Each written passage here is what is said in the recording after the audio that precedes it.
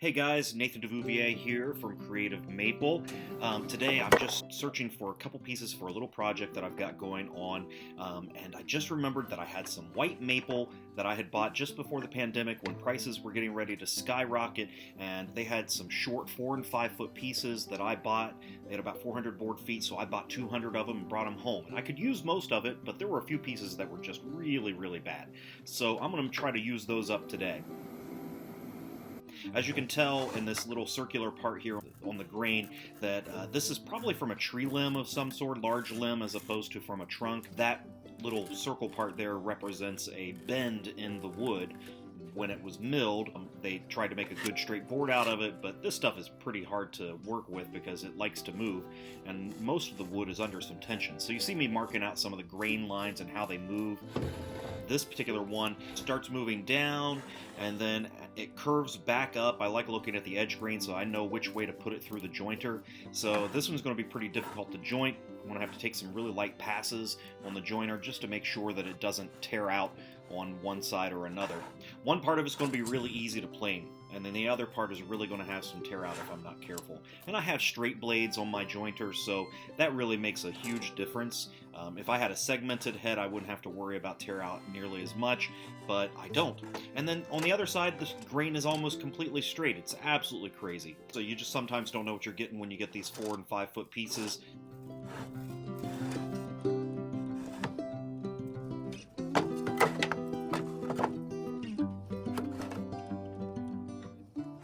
Right here I'm just showing where the pressure is and where the movement's going to happen.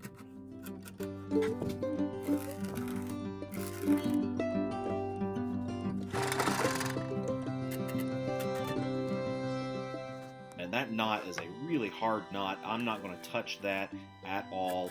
You've got grain going in like a sunburst pattern here, which represents a ton of tension on this board. So at least that piece right there in the middle I'm not going to be able to use. I'm probably going to cut off the entire end. There's a knot even out to the edge, and it's just going to be way too difficult to do anything with. The movement of the wood itself is going to be pretty rough, and not a good choice to use that particular section of the board. So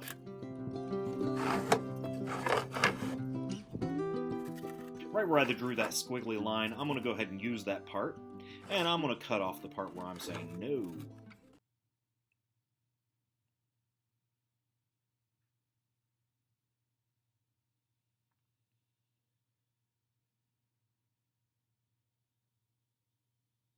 I'm also going to use a tapering jig to rip this down. Once I get one side of the face jointed, I'll use that. Here I have a really nice board that came out of this lot. This board has mostly straight grain all the way down, both on the face and on both edge grains. I've already run it through the jointer once just to kind of get a better idea of what that grain was doing, and I'll finish running it through the jointer here shortly. So I'm marking the feed directions here because you can tell by the edge grain which direction you want to run it through the feed so you minimize tear out.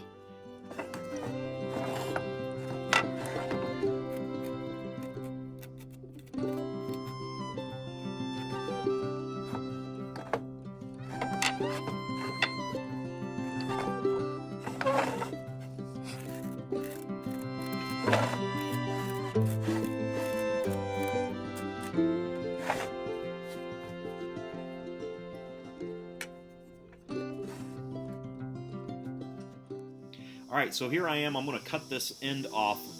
I'm going to cut it in 2 pieces because I have my fence on here, and I don't want to do anything with my fence. I just want to leave it in place, so I'm cutting it in 2 small chunks, and those chunks are going right into the dumpster.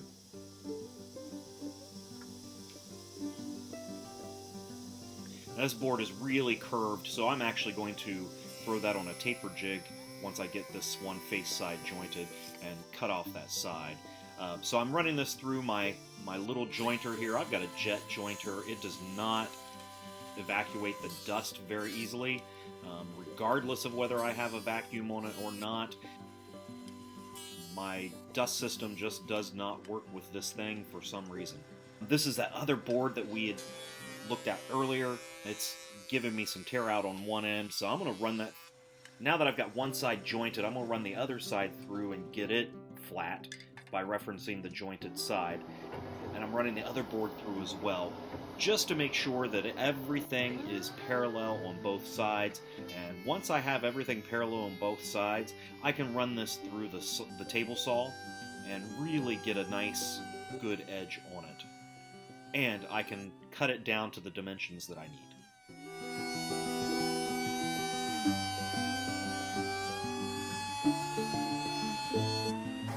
So here I am, I'm measuring the fence just to see how far it is from the fence to the blade, and I'm going to bring it in just a tad.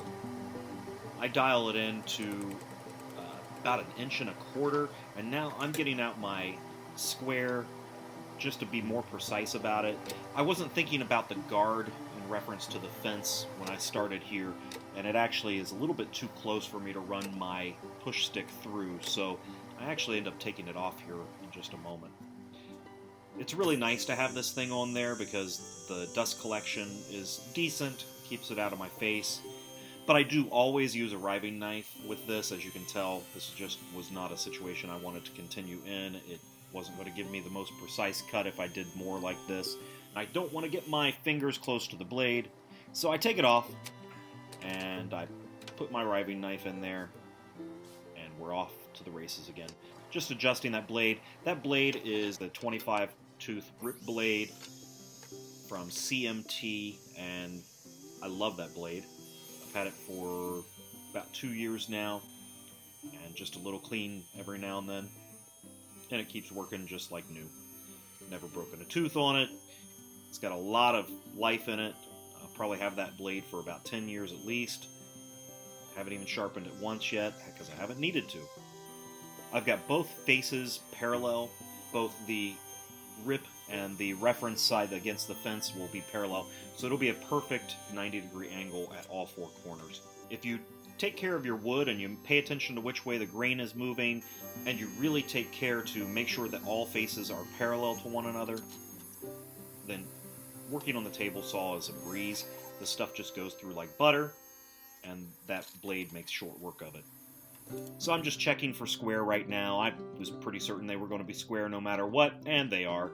So, in my next video, I'll show you what this is going to become.